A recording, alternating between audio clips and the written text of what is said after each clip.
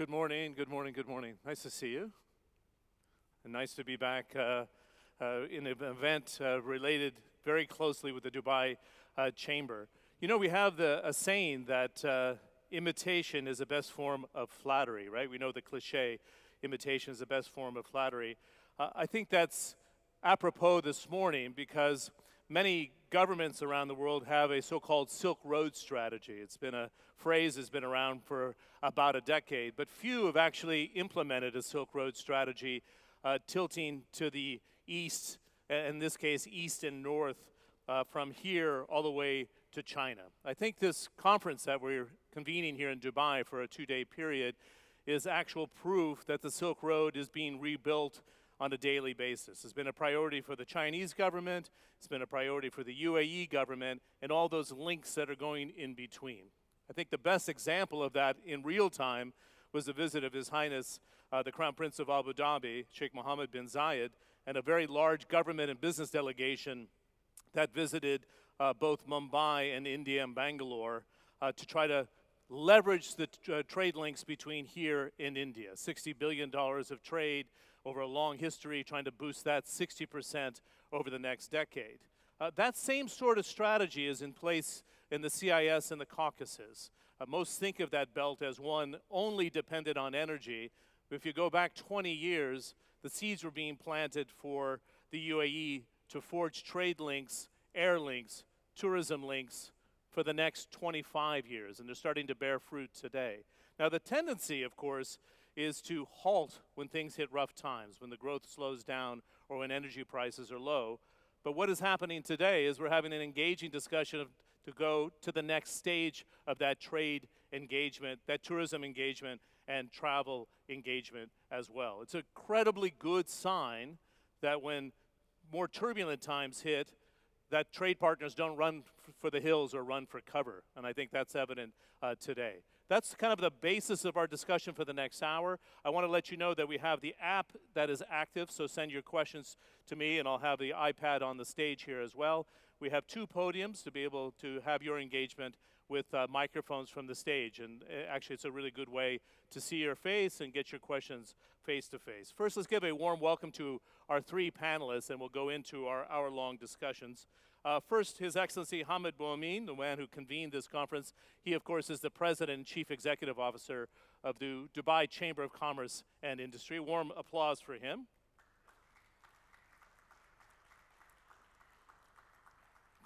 Gaith Al Gaith is the Chief Executive Officer of Fly Dubai with a long career also in aviation with Emirates and has done a phenomenal job since launching the carrier in 2009. Warm applause. And Gerald Lawless, who's the head of tourism and hospitality of Dubai Holding and the honorary president of the Jumeirah Group, which has had a very active Silk Road strategy, particularly going into China. A warm welcome to Gerald.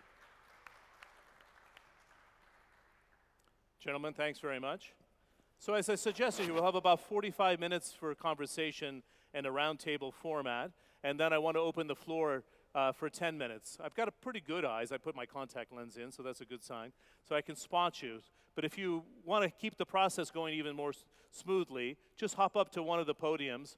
We'll make sure you have a microphone there. And again, I have my iPad on the stage here, so I can take your questions if you would prefer it in that format. We had a discussion beforehand to kind of outline some of the key talking points to make sure you get the best value out of our conversation. And one of the things that emerged here was the time it takes to establish trade links. It doesn't happen overnight. How do you have face-to-face engagement at the government level, at the private sector level, and even in the non-governmental level in a stage like this to bring people face-to-face at a forum of this sort of caliber? I think it would be really useful with the experience that we have on the stage here today to get a sense of when this strategy started. When did we start to plant the seeds in Dubai and the UAE to go to the CIS and to the Caucasus? I think, Your Excellency, it would be a good place for you to start. You've taken it to the next level at the Dubai Chamber, but it doesn't happen overnight. Give us a sense of what we're talking about here. All right, thanks, John. I just want to start saying that the issue of diversification, it's very important subject. I still remember when we were going to school, I'm talking about primary schools, we were taught in the 70s and 80s how important it is for economies to diversify. And when you look between the Gulf region and the CIS regions, we have similarities. And part of our similarities, we both heavily depends, our economies heavily depends in oil and gas exports. And I would say it was a journey for us to come out of it. And nowadays, when you look at United Arab Emirates, we are talking with a new theme, which is life or future beyond oil. It's a journey that will continue. Dubai, of course, is less dependent in oil, and this is something where we'd like to share this experiences with others. CIS, of course, most of these countries start coming in the 90s, and what we are doing nowadays is follow-up of what others start doing in the mid-90s and 2000, etc., looking with some of our partners who are sitting with us over here. And we start seeing some of the dividends paying back, and we are very glad to host the first formal, I would say, meeting and discussion to carry this issue going forwards. We understand timing is challenging nowadays with CIS. However, it's not about short term, it's more about medium to long term. But we start really seeing great results. I understand from Ghayth that in the maybe mid-90s, the situation used to be different. Nowadays, maybe I carried on only from 2012. I'll tell you my experience, for example, in Baku. Great infrastructure they have from hospitality point of view. We've been talking to them about changing some of their, not only, of course, hard infrastructure, but soft infrastructure with the visas. And we start seeing some of these results paying dividends with more people moving from United Arab Emirates visiting this beautiful city. Again, there is more discussions going on when you talk to the Kazakhstan and a few other places. But this dialogue started a while back, and we start seeing results. Of course, it will take longer to really achieve bigger integration, I would say, between both of our, I would say, regions. Good. You touched upon Gates. You had been in this region and planting the original seeds. Before we get into the modern day strategies that Fly Dubai has and the destinations you've reached, when you first went to the region and you were on the delegations, do you think this is crazy? I mean, this is not a natural trade partner for us, or it's too early after the fall of communism? And where has it come from in the last 20 years from your first visit to the region itself? I was honored to be on that trip, which took, we went to Azerbaijan first, but it was a tour for all the CIS, and we started in Azerbaijan, and this is like in the mid-90s, and it was a big delegation from Dubai. I honestly, at that time, being who I am right now, I did not comprehend, but this shows how Dubai was ahead of the game, and we've launched the first mission to visit that time Azerbaijan, Kazakhstan, and Uzbekistan. We went to Azerbaijan and Kazakhstan, but then we snowed out. We couldn't reach Uzbekistan. The pilot of the private airplane that we took in the airport said, no can do. So we came back to Dubai. That was the only failure in that trip. But if you see what happened from then until now, and I, of course, was honored to start operation when I was with Emirates, with Azerbaijan, and then start Azerbaijan again with Fly Dubai. And I've seen how these countries has developed. And to think, and I'm sure we in this region had something to do with that, we are very honored. Very interesting. Before I bring in Mr. Lawless, can you tell us now how the CIS and the Caucasus are at the heart of the Fly Dubai strategy? You have a number of different destinations. You have 50 aircraft. I've had a chance to fly the carrier, and it works incredibly well, linking these cities and countries together. But where is the CIS specifically in the Caucasus in your strategy right now? I mean, just a quick on Fly Dubai, of course, we got launched in 2008, started operating in 2009, and the message from His Highness was to connect to Dubai to places that are not properly connected or no connection at all. And we are very proud now to be serving 90 destinations, 59 destinations of those are not well connected to Dubai. On the CIS, we started again, Baku was our first in 2009, and now we fly to 8 countries, up to 17 cities that we touch as Fly Dubai, and that in recognition from us that this is an important part of the destination that we have to connect to Dubai for the mutual interest of our both countries. Interesting. Travel and business is what. What's the mix between those who want to go there as a destination for tourism, but creating the kind of Silk Road through the air, if you will? What has it done for business and trade, would you say? Well, I'm sure my colleagues, Hamad, will know what it does for business because they see that. But from a volume point of view, we see the volume is growing in every cities, and it's a combination of tourism from that part, it is trade from this part of the place, and then it is also has to do with people now starting tourism from this part of the world going to these countries, especially with the opening of the visas. And I think Hamad has just visited Azerbaijan and he saw that volume increase. Great. I think this is a good transition for Gerald because he wears two hats today. We know you as the man of Jumeirah and now have moved into Dubai holding and the broader portfolio of hospitality, but also the World Travel and Tourism Council as the honorary chairman. Am I correct on title? Honorary chairman or chairman? Chairman. The chairman. The chairman so from active April. Chairman. There we go.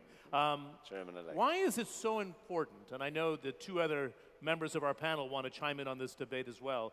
So important to have the visa systems in place to make it easy, not just from a tourism standpoint, but also from a business standpoint, the business traveler to go in and out. What's the lesson, not only from the Dubai model, but the model you see on the global platform that you sit? Well, right. I think, first of all, I mean, business travel is also tourism. A business traveler staying in a hotel overnight from another country is designated as a tourist. So when you add up all your tourists coming, you do include business travelers as well. So it's very much integrated as part of the tourism product, not just the leisure side.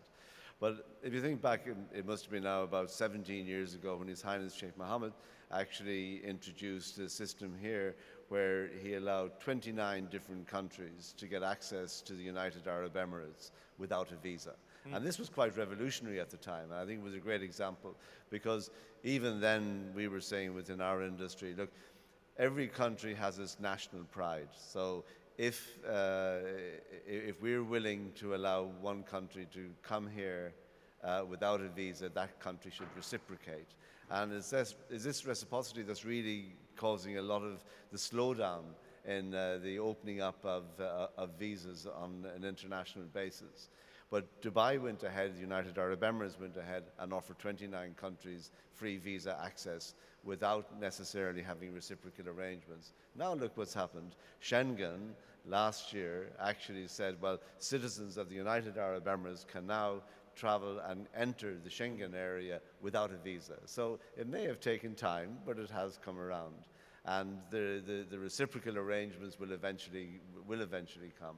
And we know within the World Travel and Tourism Council how vital it is to have a logical, straightforward visa system. We are trying very much on an international basis that countries and blocks of countries now start to look at, well, why can't we have a simple electronic visa system that is high security, so therefore we enhance security in travel, because I don't think anybody in the industry has any interest whatsoever in actually lessening security. We want to enhance it to make sure that countries are safe and that the people who are coming to a country are correct people, good people who want to come for the right reasons and not for the wrong reasons. And this will continue to evolve. But it is so important. For example, we have a very strong system at the moment, a very well-established system in Australia, in Schengen, and ESTA with the United States. So that information surely could be shared on a more global basis. Surely we could look at having Interpol very, very much involved in Europol to ensure that the visa system is correct, is logical, and has a common electronic platform. It's interesting. You're saying take the best of technology, though. A lot of people think I'm going to open up my boundaries or my borders to travel, and there's a risk. But we should use technology to remove the security risk, but actually have a harmonious or homogeneous ability to travel. Yes, precisely. And also, I think these countries within the CIS, we were talking about the past and when we first went to these places. As I was saying, that I first went with 40 hotels that I worked with, based here in Dubai, by the way, which was the regional base at the time, in the early in about 1990, 1991, to Tashkent in Uzbekistan. And I recall actually traveling by car from Tashkent to Samarkand. And what an incredible tourism destination Yes. that is. And so many people from the Islamic faith, but even worldwide, we've all heard of the blue domes of Samarkand. And I really think there's huge potential for inbound tourism into these countries. Good. I want to open this up to the panel now, and then we'll have your questions along the same lines. I know it's a very strategic question. We often talk about the Silk Route, and that was in my opening comments. But is it coming to a reality that it connects the CIS and the Caucasus to Russia, China, and the UAE, for example, as destinations? It's rail, it's road, and it's air. I think it would be good to have you, Hamid, to start on what's the reality of the Silk Road. How do you take a kind of a novelty as a brand and put it into real trade and tourism going forward, do you think? I believe that Silk Road is reality. We start seeing right now major transportation of goods coming from west of China through CIS countries and all the way to Iran. We believe, and based on some of the discussion that's even was discussed yesterday, there is of course competition. It gets with the sea lines when you go east to west, because we believe there is plenty. However, when you go south to north, there is not much existed already. Of course, there is infrastructure requirements need to be put in place.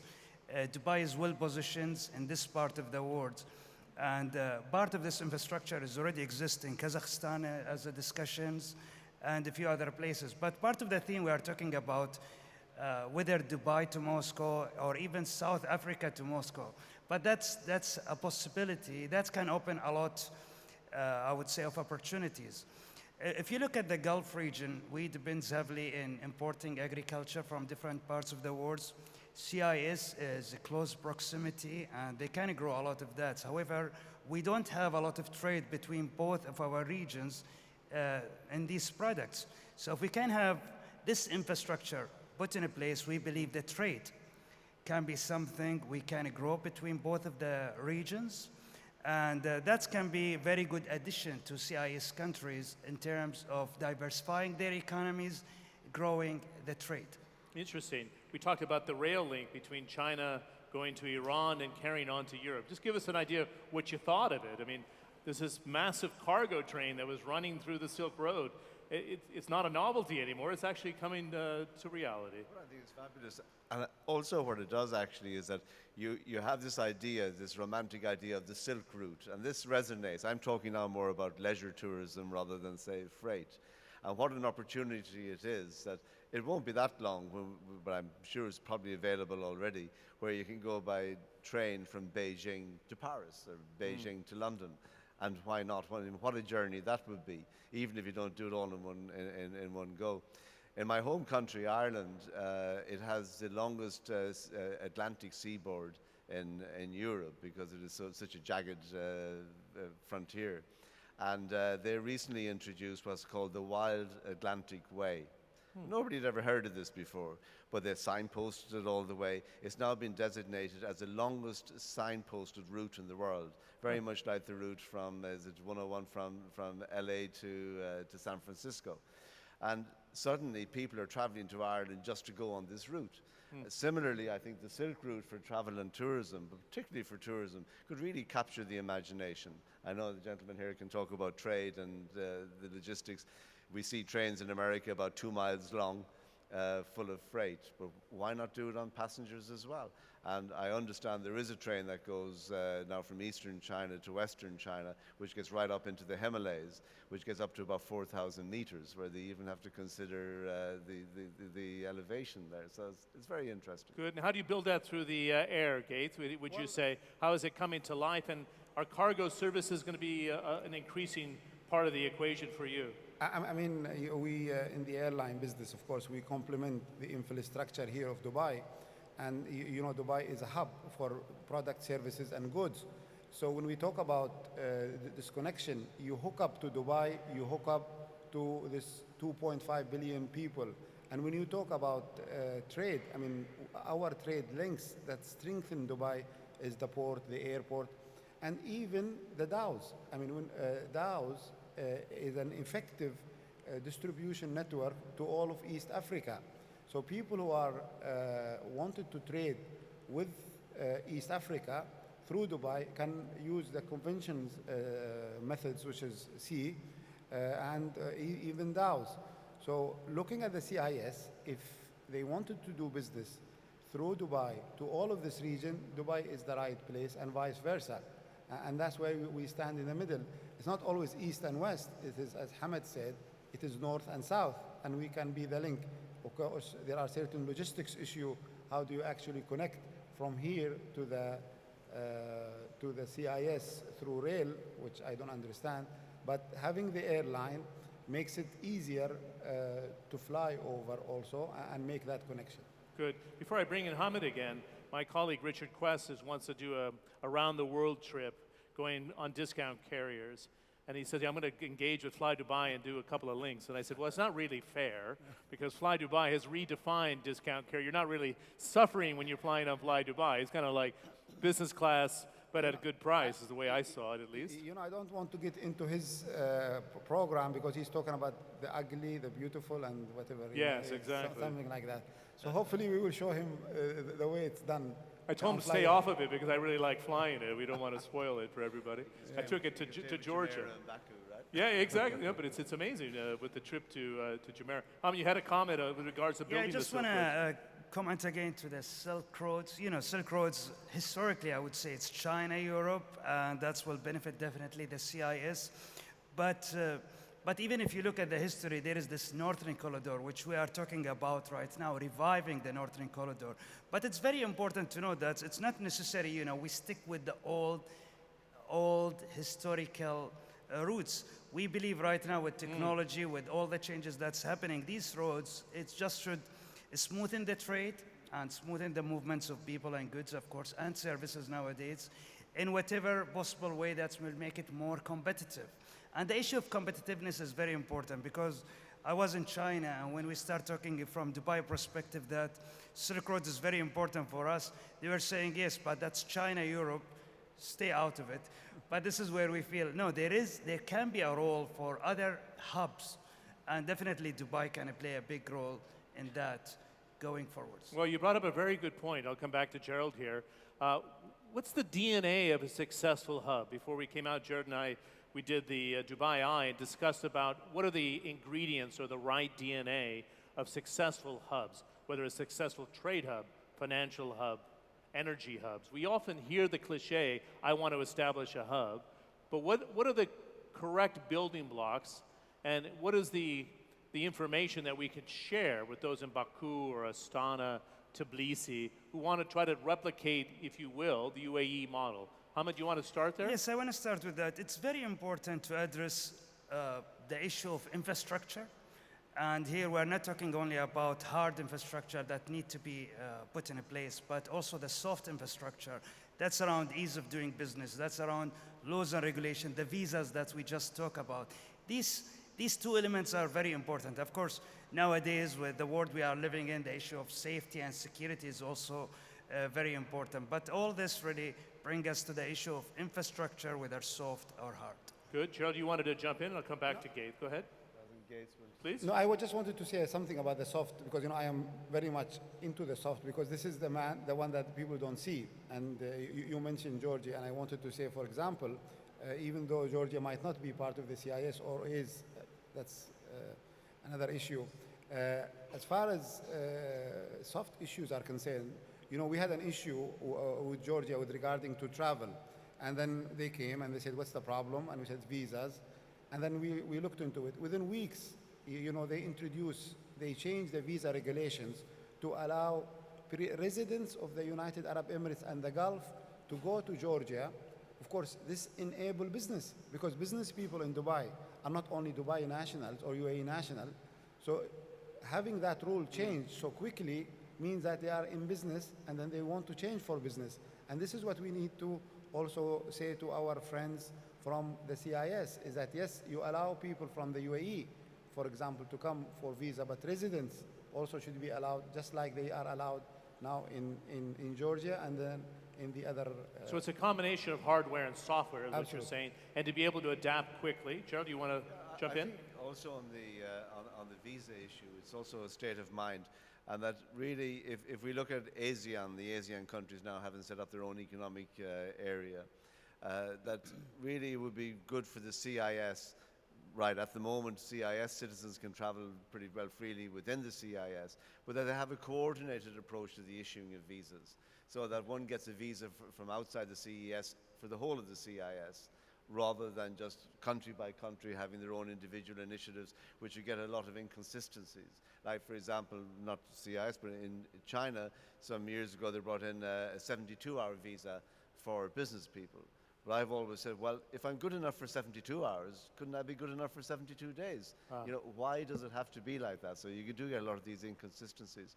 But if you don't mind, I would also like to say another thing talking about tourism and travel from both sides, because of course it's also, we know within the hotel industry here in Dubai, we also rely a lot on citizens of the CIS coming into Dubai. To from the work, tourism. actually, as well, right? Not only work, but interestingly, we have within the Jumeirah group, Jumeirah has the Emirates Academy of Hospitality Management. Yes. And that's a fully fledged university, fully accredited with the Ministry of Higher Education on the federal basis. And one of the largest single blocks of students into the Emirates Academy actually comes from Kazakhstan, and just has been doing that now for about 10 years. So it just shows there is a lot of interaction between the two countries, between the two areas, that's been going back for quite some time. Okay, very quickly, I just want to do one housekeeping thing because we have about 20 minutes left. There's a password on the iPad which got locked, so I want to make sure I see your questions. If somebody can give me a hand and unlock it, that would be great in the meantime. Thanks, Simon, I appreciate it. It just got locked, and I want to make sure I don't miss any of the questions. The other point I wanted to bring up here is the amount of trade growth. I picked out a couple of figures from the Gulf News today. 31% rise in the last 5 years between the GCC and Russia alone. That's pretty impressive over a 5-year window. And $8 billion of GCC CIS trade as it stands today. Hamid, can we do much better than that? I mean, it's still impressive growth, but what are your thoughts about the future here? Well, when you look at that number comparing to the total trade of Dubai, that's like 2%. So definitely we can do much, much more. And I think what's important is really to look beyond just the regions, and this is where the hubs can really play a bigger role. But definitely in terms of trade, much more can be done. Good. So we have a number of different questions on the iPad. If you guys don't mind, I'm going to jump right in. One for you, Hamid. Do you see a threat to Dubai as a port hub, given that China is investing in ports in Pakistan, Sri Lanka, and of course the CIS? This is a very provocative question. You've built this hub here. We know exactly what Jebel Ali has done and the expansion in Abu Dhabi in the last few years as well. But investments into Pakistan, Sri Lanka, and the CIS, a threat to Abu Dhabi and Dubai, or actually a plus because it actually provides more services? What's your view? I would say, again, it's having more services is good for businesses by end of the day, and as the competition is good in general. We see more complements, especially when you look at CIS countries. They have almost 300 million population, much bigger than the GCC, and much more, I would say, complementing economies, different things to offer. I highlighted the issue of agriculture as one thing. They have different weathers, actually. If we can combine their weather with our weather, we can really create a great tourism destination for Gerald. I was in the region, I think it was Astana, when it was minus 47 in February. And I always wonder, how do they get those planes to land when it's minus 47 and everything seems to function?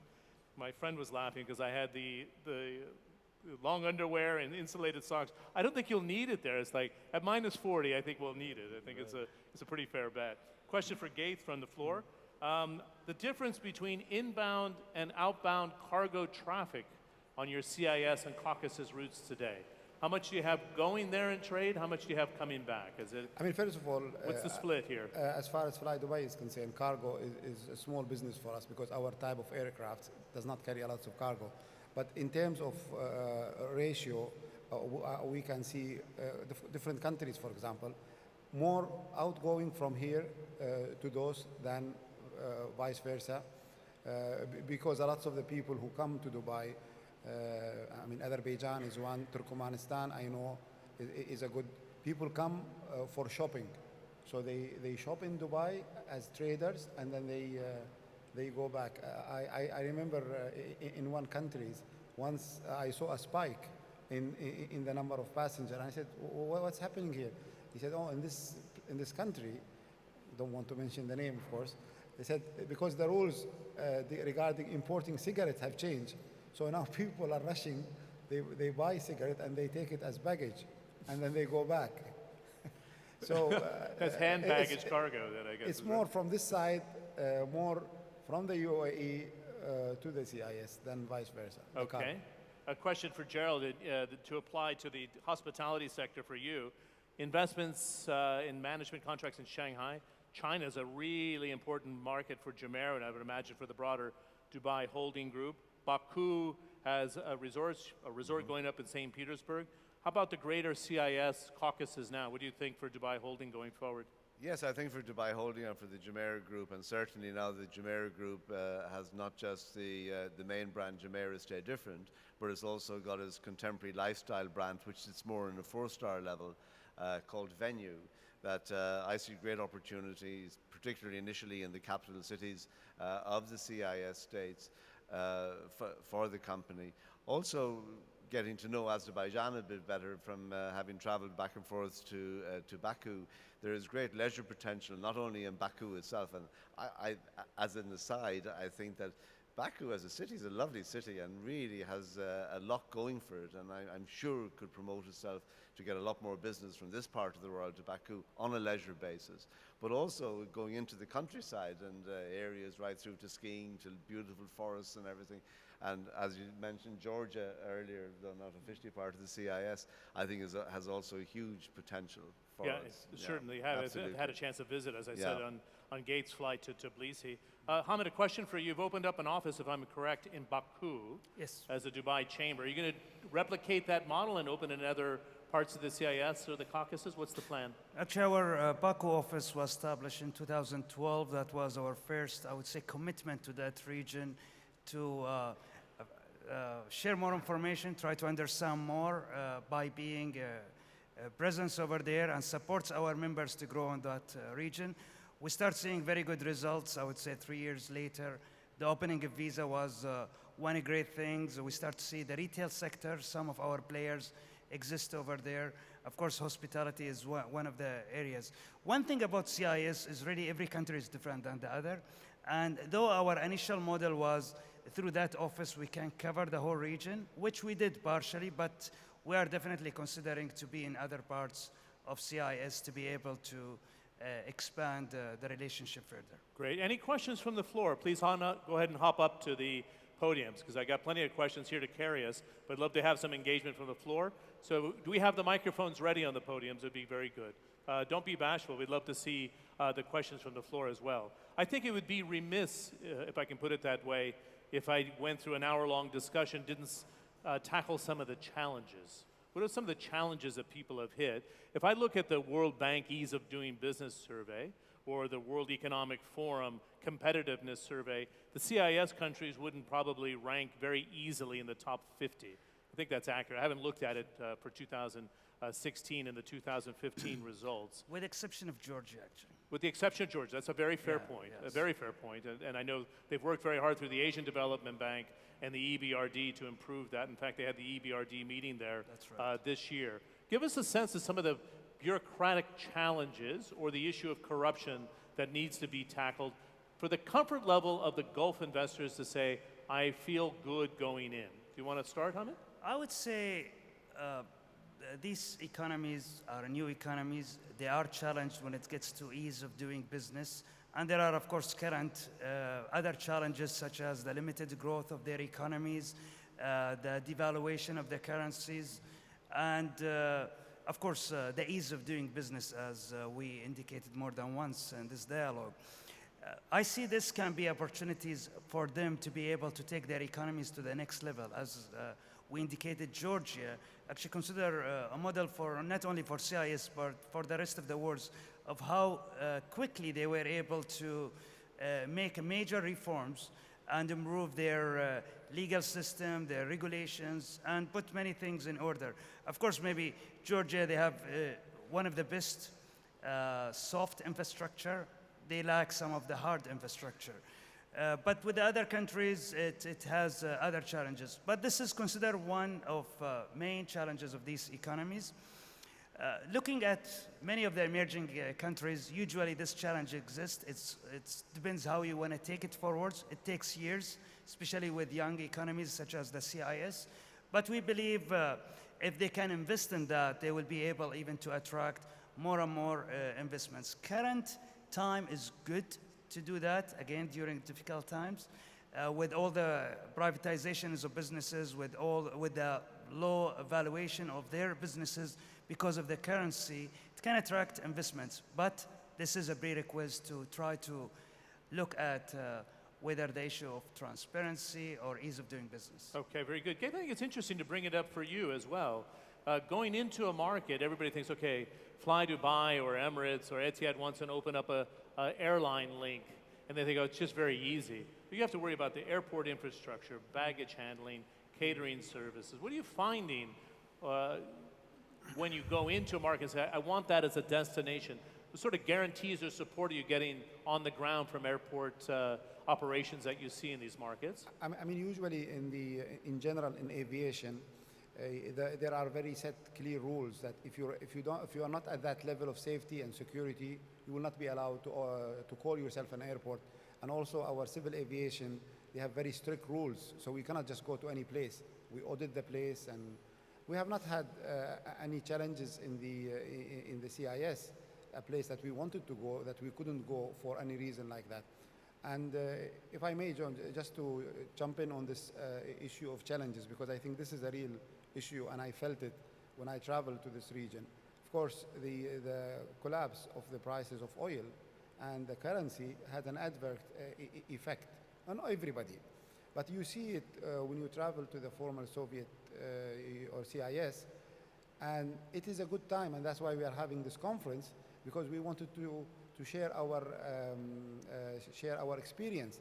So the experience there is that people have to be prepared for a crisis like that, and there is nothing better time to fix the rules, to be more comparable with the rest of the world. It's now, because you have to have other income, other ways of opportunities other than oil. And that is what Dubai can offer, because we believe in the United Arab Emirates, we have transformed our economy so we can learn from each other. So having this relationship, having this conference should help us share our ideas and opportunities to create that other business that need to be developed in the former Soviet Union to help the country if there is another crisis in the future. And we should not let this just pass, that this problem happen. Tomorrow, if the fuel price goes back to 100, we should not forget about what happened now. And I think we should learn from that. Yeah, it's a very good point. In fact, we had on my panel at the World Economic Forum, His Excellency the President of Azerbaijan, who said, I budgeted for 2016 at $50 a barrel, thinking that was the worst case scenario, and now I'm in a range of 30 to 50 if we're lucky by the end of 2016. We've solved the negotiations this week. What you're suggesting, I think, Gerald, it'd be good to get your thoughts. Don't waste a good crisis. I mean, we've learned through the region that if you have a crisis, it's better to reform during the heat of the storm as opposed to trying to delay yet again. Do you have thoughts on that? Sure. I mean, I think when you talk about the theme of this panel is diversification.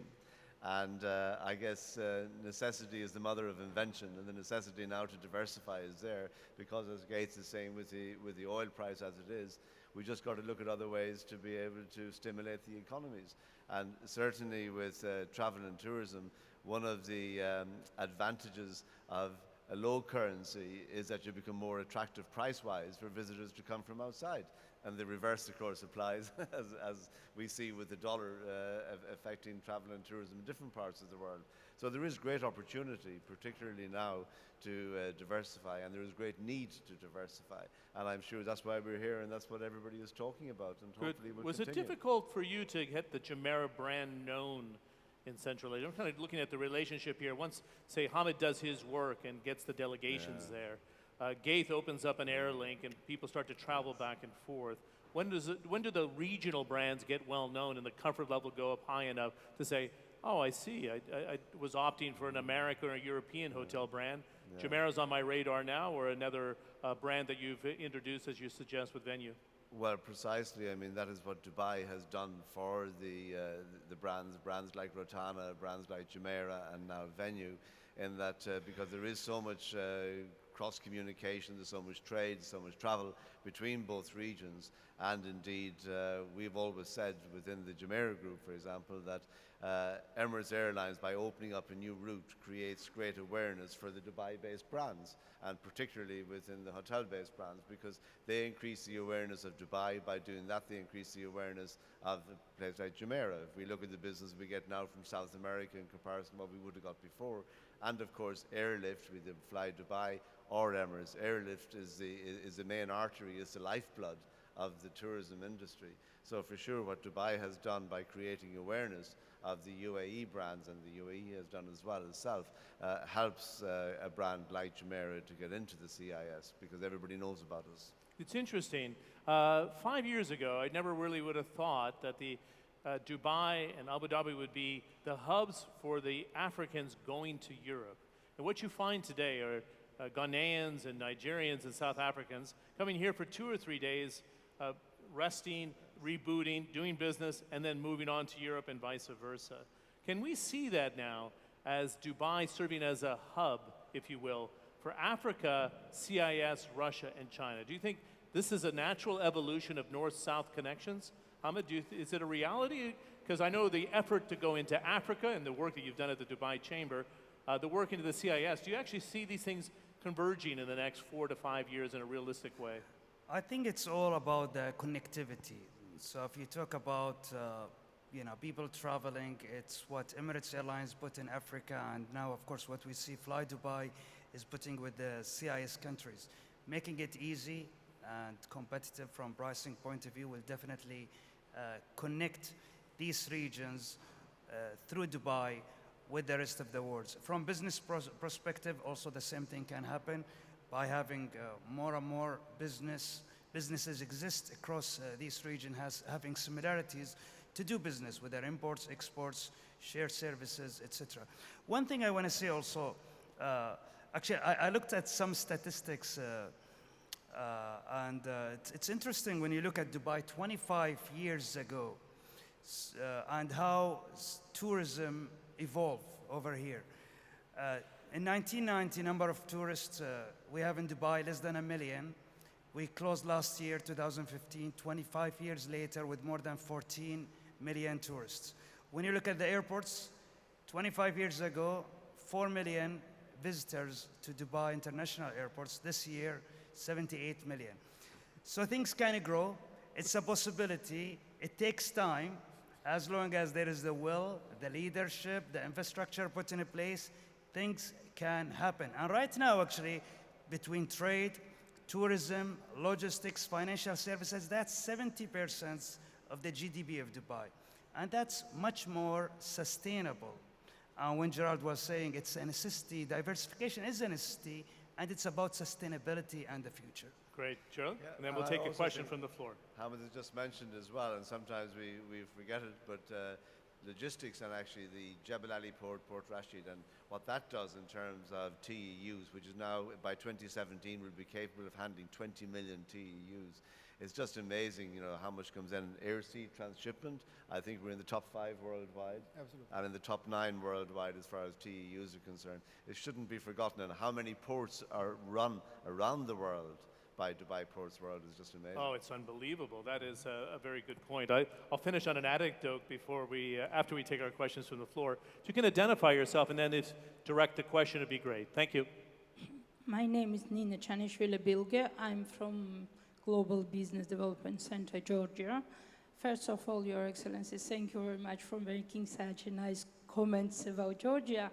But my suggestion would be to Dubai Chamber of Commerce to support more trade missions to and from CIS and also to Georgia, because Georgia developed his relations with UAE before, long time before, when small and medium-sized businesses started flying to Dubai and making small businesses. And when we have several million SMEs in CIS, we have only maybe 2,000 large businesses. So my suggestion would be to develop trade missions and to involve SMEs more in business relations with UAE. Thank you. Great. Hamid, I think it'd be good to talk about that. It's not easy to do. I lived in Italy for 4 years, and the backbone of that economy is the SME sector. Middle-sized companies are the Mittelstand of Germany. But how do you engage that on the delegation level? Can we foster an SME culture of trade between these countries? Yesterday, actually, we had a discussion on the radio about that. The real model that works and works well for us, usually the big companies lead and the smaller ones follow, especially when you start talking about emerging markets. This is, I would say, being more realistic. I understand right now, actually, yesterday DB World was talking about having agreement to establish in Kazakhstan dry ports. And usually if they exist over there, you will see the other agents which work with DB World, they will be also existing in this country to support that industry. Definitely we believe that SMEs also support the sustainability of relationships. It's more challenging for them, especially if they will have, I would say, more existence whether locally or regionally. However, I take these points in consideration going forwards, especially in the interaction. But part of what we do in sessions such as this one is really to put a platform where people can meet, network beyond just the dialogue and information. Good. I think the final question, I think, for this session, I would like to give to you, and I'd like to have our two honored guests also chime in as well. People are wondering what are the most promising sectors for the Gulf countries going over there. I mean, you mentioned something, I think, very profound. We often don't think about agriculture. There's been an effort to go to the Eastern Horn of Africa, but it's always been a European or U.S. Conversation. Africa has emerged in farming, for example, over the last decade. Kenya has been a very good example. You must be in this role at the Chamber, looking at the most promising sectors as you see it today for this part of the world. What do you think? Yesterday, actually, we just published a study that we did with the economists about the relationship between GCC and CIS with the promising sectors going forwards. Of course, trade is identified as one, provided we put the infrastructure in place. Hospitality is a major one.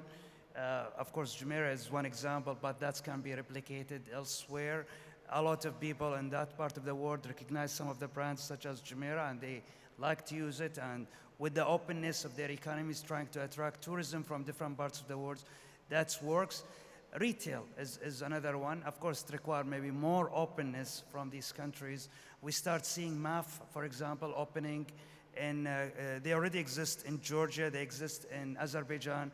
They are expanding in Kazakhstan as well, with 8 stores of Carrefours. These are examples that already exist, but hopefully we can even do more. But between these 3 sectors, real estate was also identified. Well, it's funny you say that. In Georgia, for example, I was surprised to see the Millennium Group, but it was His Highness Sheikh Nahyan Al Mubarak who has gone in quite aggressively into a very big investment. We know the investments into Astana by the UAE in terms of real estate development. It's an absolutely excellent point. Any final thoughts from the two of you? Gerald, and then we'll have the final word to Gabe. Well, naturally, I would always say about tourism, but I think also hospitality is very important. Again, if you look at Baku, you look at Astana, most of the big cities in the CIS, they already have a lot of the international brands. Once a hotel opens, once it's built, it then has a huge vested interest to encourage tourism into the country and indeed interregional tourism as well. So I think hospitality still has great potential and great potential to develop different types of resorts. Even if you look at Islamic tourism, as I mentioned earlier, Yes. it has huge attraction. Bukhara and Samarkand and these lovely No, in places. fact, we're looking at it at CNN. It's very hard to ignore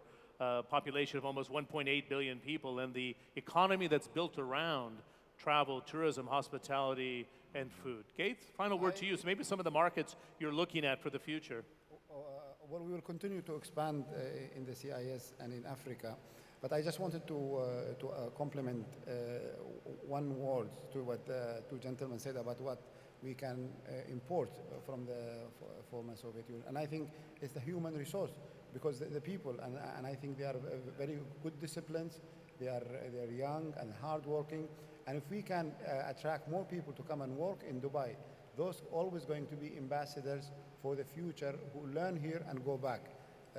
Just to add to all of the right points. Yeah, you see it, as Gerald was saying, Uzbeks and Kyrgyzstan and the Kazakhs, the Azeris are all within the Jumeirah group for sure. You see them at your hotels. You go to Wild Water, you go to the hotels, you see them, fantastic people, and it really works very well for us. Good. My anecdote is I was just having this conversation with my wife last night because I was saying to Gerald and to our two distinguished guests on the panel, my first visit was here in 1990, and I remember doing a story about the Hong Kong of the Middle East being built in 1990. And I remember Sultan bin Sulaim at Jebel Ali, before it was built, rolled out his blueprint and said, I'm going to build this huge deep water port here, and we're going to have all these container ships coming from the east and west. And I thought, oh my God. He says, I don't think you believe what I'm going to build. And somehow I talked my way onto the Emirates runway, because it was very young in those days, with no security. Somehow, after about 4 hours of discussion, they let me shoot some video of the Emirates planes taking off and going down. I think you probably remember those times. No, I remember another one, and I remember the first time we attracted 60 Minutes, did a piece on Dubai. And, you know, coming from America, 60 Minutes was big. CNN is bigger, of course. But when 60 Minutes came, the attractive story was the opening of the CIS and how people used to come to this part of the world and just buy everything. Yeah. And so if you look at that tape and rewind it and see how things have changed, it will be a good... Yes, a lesson for these countries as well in terms of what can be built. A nice round of applause for the three of you. It's an excellent roundtable. I appreciate it. If I'm not mistaken, we're taking a break. Yeah, networking break, and we'll convene after that. Thanks again.